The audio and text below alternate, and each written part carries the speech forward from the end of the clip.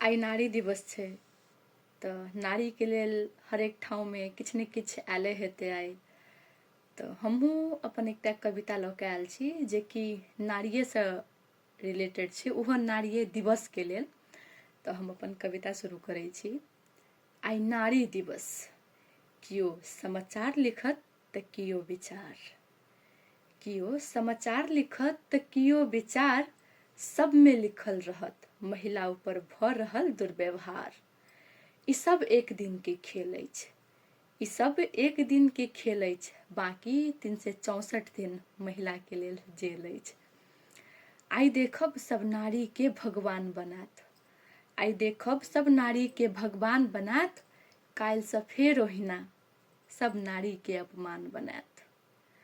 नारा रहत नारी शक्ति नारी पूजा, आइ के नारा रहत नारी शक्ति नारी पूजा, भले ही कपटी मौन में कुदृष्टिक रखत छोरा। बस करू महोदय, बस करू महोदय, हमरा आदमीये रह दिया, नहीं पूजू बस स्वतंत्र बह दिया। महिला नामक मर्यादा आ संस्कारक बोझ से आजाद करू, माथ उठा कऽ चलि सकी पुरुष महिला एक समान करू।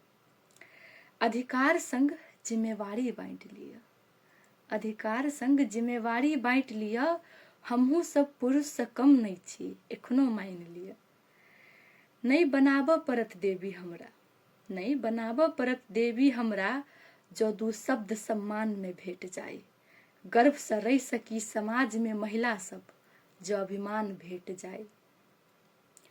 रूप शरीर छोड़ि कऽ गुण देख लेब, रूप शरीर छोड़ि कऽ गुण देख लेब, बस एतबे में हम पूरा जीवन काटि लेब। बस एक दिन के लेल नारी एना नारी ओना कहि कऽ नहीं होबऽ वाला अछि।